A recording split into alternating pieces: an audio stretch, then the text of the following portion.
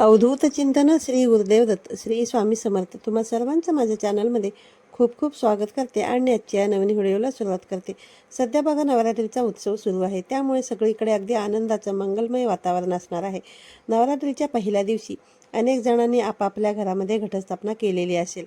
घटस्थापना आपण अगदी बघा योग्य पद्धतीने आणि विधिवत केलेली असेल तर बघा अगदी त्याचप्रमाणे घट जे आहेत ते सुद्धा योग्य पद्धतीने उगवलेले असतील आणि त्याचे विसर्जन करणे हेही तेवढेच महत्त्वाचे आहे. जसं की बघा घटस्थापनेला विशेष महत्त्व आहे, त्याप्रमाणेच घट योग्य पद्धतीने उठवून त्याचे विसर्जन करण्यालाही तेवढेच जास्त महत्त्व आहे. तर बघा नमस्कार मंडळी, तुम्हाला आजच्या या व्हिडिओमध्ये मी घट कधी व कसे उठवायचे, त्याचबरोबर घट कोणी उठवावे, घट उठवताना तुम्हाला काय म्हटले पाहिजे, घटाचे विसर्जन कधी करावे, घट उठवण्याचा शुभ मुहूर्त, त्याचबरोबर या 9 दिवसांमध्ये पूजेतील वापरलेल्या सर्व साहित्यांचं काय करावं, अशा प्रकारे घट उठवण्याचा संपूर्ण विधी आणि त्याचबरोबर घट उठवण्याबद्दल विसर्जनाबद्दल संपूर्ण माहिती तुम्हाला या व्हिडिओमध्ये मिळणार आहे. त्यासाठी हा व्हिडिओ तुम्ही शेवटपर्यंत पहा. त्याचबरोबर तुम्ही जर चॅनलवरती नवीन असाल तर चॅनलला नक्की सबस्क्राईब करा आणि हा व्हिडिओ जास्तीत जास्त लोकांपर्यंत शेअर करा आणि बेल आयकॉनला सुद्धा प्रेस करा. तर बघा नवरात्रीच्या या 9 दिवसांमध्ये आपण वेगवेगळ्या प्रकारे देवीची सेवा उपासना केलेली असेल. सर्वांनीच बघा आपापल्या घरी घट बसवले असतील. घट बसवल्यानंतर 9 दिवसांनी घटाचं हे जे आहे ते उद्यापन केलं जातं, घटाचे विसर्जन केले जाते, घट उठवले जातात. तर यावर्षी खंडे महानवमी आणि दसरा एकाच दिवशी आल्यामुळे अनेक जणांना प्रश्न पडलेला आहे की घट कधी उठवायचे. तर यावर्षी शनिवार दिनांक 12 ऑक्टोबर 2024 रोजी खंडे महानवमी त्याचबरोबर विजयादशमी म्हणजेच दसरा देखील असणार आहे. तर घटाचे विसर्जन कधी करावे, तर आपल्याकडे परंपरेनुसार जी पद्धत असेल त्याच दिवशी घटाचे विसर्जन करावे. काही ठिकाणी बघा नवमीला घट उठवले जातात, तर काही ठिकाणी दसऱ्याच्या दिवशी घट उठवले जातात. आमच्याकडे बघा पण दसऱ्याच्या दिवशीच घट उठवले जातात. पण तुमच्याकडे पूर्वीपासून जर नवमीला घट उठवत असतील तर तुम्ही त्याच दिवशी घट उठवू शकता. आणि जर तुम्ही पहिल्यांदाच घटस्थापना केलेली असेल किंवा काही जणांना बघा आपल्याकडे घट कधी उठवायचे याबद्दल काहीही माहिती नसेल, त्यांनी मात्र बघा दसऱ्याच्या दिवशीच घट उठवायचे आहेत. कारण यावर्षी दिनदर्शिकेनुसार शनिवारी 12 ऑक्टोबरला नवरात्रोत्सवात आहे आणि त्यामुळे बघा आपल्याला या दिवशी घट उठवायचे आहेत. तर घट कोणी उठवावे, तर बघा घट हे पुरुष मंडळींनी उठवायचे असतात. त्यासाठी तुम्ही 5, 7, 9 पुरुष किंवा लहान मुले बोलावू शकता. घट उठवण्यासाठी 5 पुरुष किंवा लहान मुले आली तरीही चालतील.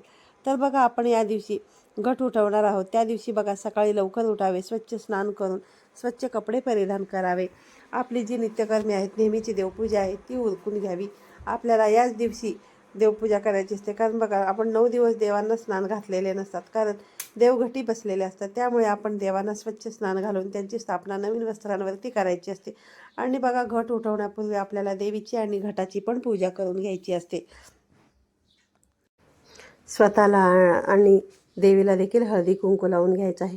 त्या दिवशीची माळ आपण घटावरती चढवायची असते.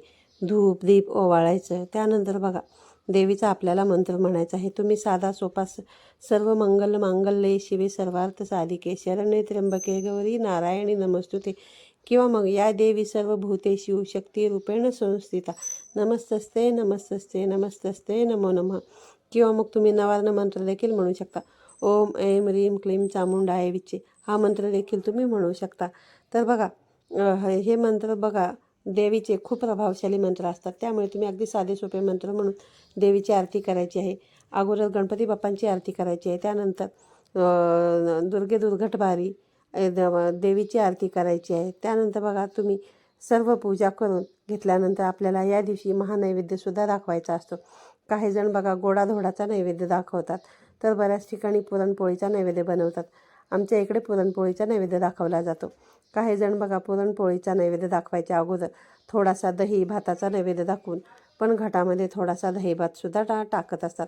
गारवा म्हणून तुमच्या घराकडे जर ही अशी पद्धत असेल तर तुम्ही नक्की करण्याचा प्रयत्न करा. त्यानंतर गोडाचा नैवेद्य दाखवून घ्यायचा. त्यानंतर हात जोडून तुम्हाला देवीला क्षमा प्रार्थना करायची आहे आणि हे देवी आई, मी 9 दिवस तुझी जमेल तशी मनोभावे सेवा केलेली आहे. माझ्याकडून आमच्या परिवाराकडून काही चूक भूल झाली असेल तर आम्हाला मोठ्या मनाने माफ कर. आमची वेडीवाकडी साधी भोळी सेवा तू मान्य करून घे आणि तुझी कृपादृष्टी तुझा आशीर्वाद आमच्या कुटुंबावरती सदैव राहू दे, अशी तुम्हाला देवी आईला प्रार्थना करायची आहे. त्यानंतर पुन्हा एकदा देवीचा मंत्र तुम्ही म्हणून मग घटावरती बघा थोड्या अक्षता टाकायच्या असतात. तुम्ही घट उठवण्यासाठी बघा बाहेरचे जे कोणी पुरुष मंडळी किंवा मग जी मुले बोलवली असतील त्यांना बघा कुंकवाने नाम ओढायचा आणि किंवा गुलालसुद्धा तुम्ही लावू शकता. त्यानंतर घट हलवायचा वेळ, घट हलवते वेळी बघा तळी भरली जाते. तर 5 पुरुषांनी तळी भरून ती तळी उचलायची असते. आमच्या भागामध्ये घट उचलायच्या अगोदर तळी उचलतात आणि मग घट उठवले जातात. काही ठिकाणी बघा दसऱ्याच्या दिवशी सायंकाळी तळी उचलली जाते. तर तुमच्याकडे जशी पद्धत असेल तर त्यानुसार तुम्ही हे सर्व जे आहे तर ते करू शकता. घटाच्या जवळच बघा खाली एखादं नवीन वस्त्र टाकून त्यावरती बघा गांधी टोपी ठेवली जाते आणि मग तळी उचलली जाते. तर आरतीचं ताट वरती घटापर्यंत नेलं जातं आणि मग खाली गांधी टोपीपर्यंत टेकवलं जातं. अशा प्रकारे वर खाली करत आपल्याला आपल्या कुलदेवाचा जयघोष करायचा असतो. तुम्ही व्हिडिओमध्ये पुढे पाहालच. ज्योतिबाच्या घोड्याचं चांग भलं, ज्योतिबाच्या घोड्याचं चांग भलं, ज्योतिबाच्या घोड्याचं चांग भलं, यमाई देवीचं चांग भलं, चोपडाई देवीचं चांग भलं, अंबाबाईचं चांग भलं, ज्योतिबाच्या डोंगराचं चांग भलं. आई राजा उदे उदे, आई राजा उदे उदे, सदा आनंदीचा उदो उदो, सदा आनंदीचा उदो उदो, एळकोट एळकोट जय मल्हार असे म्हणत सगळ्यांनी घटाला हात लावतात आणि मग घट जे आहे तर ते हलवलं जातं. यालाच घट उठवणे असे सुद्धा म्हटले जाते. अशा प्रकारे आपल्या कुलदेवीचं, कुलस्वामिनीचं, कुलदेवाचं जयघोष करत ते जे धान्य असतं ते धान्य उपटवायचं असतं आणि तिथेच ठेवायचं आणि देवाला वाहायचं. आणि घट उठल्यावरती घटावरचा जो नारळ आहे तो लगेच फोडायचा आणि घट उठवण्यासाठी जे पुरुष आलेले असतील त्यांना तो फोडून त्या खोबऱ्याचा एक एक तुकडा प्रसाद म्हणून द्यायचा. कारण हा वाढवलेला नारळ आपण देवापाशी पण ठेवायचा. काही जण बघा नारळ वाढवत नाहीत तर त्यांनी विसर्जन पण करू शकतात. पण आमच्याकडे बघा या दिवशी नारळ वाढवले जाते. त्यासोबतच बघा घट उठवण्यासाठी आलेल्या पुरुषांना एक एक कडकणीसुद्धा खायला देतात. पान सुपारी पण दिली जाते. आपण बघा मातीच्या घटामध्ये घटस्थापना करते वेळी एखादं नाणं आणि सुपारी जी टाकलेली असते तर ती सुपारी घेऊन त्याचे तुकडे करून त्या पान सुपारीसोबतच तुम्ही ते पुरुषांना देऊ शकता. जसं मी तुम्हाला सुरुवातीला सांगितलं की काही जण जर नवमीला घट उठवत असाल तर काही जण जे आहेत ते दसऱ्याच्या दिवशी घट उठवत असतात.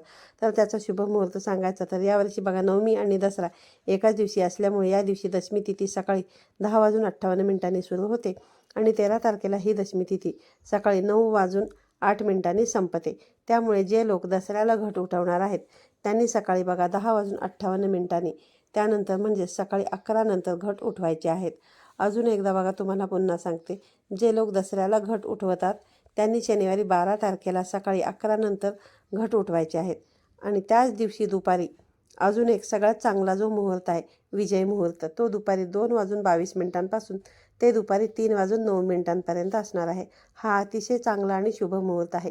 या वेळेमध्ये पण तुम्ही घट जे आहे ते उठवू शकता किंवा मग सकाळी 11 नंतर कधी पण उठवू शकता. कारण दसरा हा बघा 3.5 मुहूर्तांपैकी एक शुभ मुहूर्त आहे. त्यामुळे हा दिवस अतिशय चांगला असल्यामुळे आणि जे लोक बघा नवमीला घट उठवणार आहेत तर त्यांनी बघा पहाटेपासूनच सकाळी 11च्या आतमध्ये कधीही घट उठवू शकतात. कारण बघा 11 दशमी तिथी चालू होते. त्यामुळे नवमीला जे घट उठवणार आहेत त्यांनी पहाटेपासूनच सकाळी 11 वाजेपर्यंत कधीही घट जे आहेत तर ते उठवू शकतात. शनिवारी पहाटेपासून 11 वाजेपर्यंत नवमी तिथी असणार आहे आणि त्यापुढेची जी तिथी असणार आहे ती दशमी तिथी चालू होणार आहे. त्यामुळे नवमीला घट उठवत असतील त्यांनी सकाळी आणि जे दसऱ्याला उठवत असतील त्यांनी 11च्या पुढे याप्रमाणे तुम्ही जे घट आहेत तर ते उठवू शकता.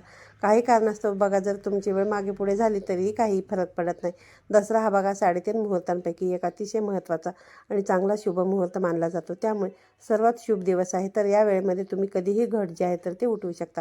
हे घट विसर्जन कधी करायचे बघा, घट तुम्ही नवमीला उठवले असतील किंवा दसऱ्याला उठवले असतील तरीही बघा आपल्याला त्याच दिवशी तसेच ते ठेवायचे असतात आणि दसऱ्याच्या दिवशी याचे जे आहे ते विसर्जन आपल्याला करायचं असतं. कारण हे उपटलेलं जे धन असतं ते आपल्या घरातील देवांना वाहायचे असतात.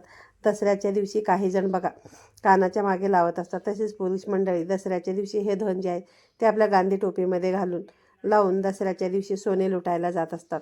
अनेक स्त्रिया आपल्या केसांमध्ये माळतात आणि बघा दसऱ्याच्या दिवशी हे धन आपल्याला आपल्या ग्रामदेवतेला पण वाहिलं जातं. त्यामुळे आपल्याला दसऱ्याच्या दुसऱ्या दिवशी याचं योग्य पद्धतीने विसर्जन करायचं आहे. तुम्ही बघा तुमच्या वाहत्या पाण्यामध्ये पण ते विसर्जित करू शकता किंवा मग तुमच्या शेतामध्ये पण हे धन जे आहे तर ते टाकू शकता. तुमच्या गावामध्ये निर्माल्य असेल तर त्यामध्ये सुद्धा तुम्ही याचं विसर्जन करू शकता. बघा आपण 9 दिवसाचं जे काही निर्माल्य साठवलेलं असेल ते घटावरच्या माळा असतील, फुलं असतील, पानं असतील जे काही असेल ते सुद्धा आपण याच दिवशी बघा निर्माल्यामध्ये विसर्जित करायचं आहे.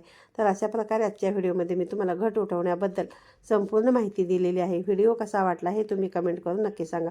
व्हिडिओ आवडला असेल तर जास्तीत जास्त लोकांपर्यंत शेअर करा आणि असेच नवीन आणि माहितीपूर्ण व्हिडिओ पाहण्यासाठी आजच आपल्या चॅनलचे बेल आयकॉनसुद्धा प्रेस करा आणि यापुढे येणारे नवनवीन व्हिडिओसुद्धा पाहत राहा. पुन्हा भेटूया अशाच एका नवीन आणि माहितीपूर्ण व्हिडिओमध्ये. तोपर्यंत सर्वांना श्री स्वामी समर्थ.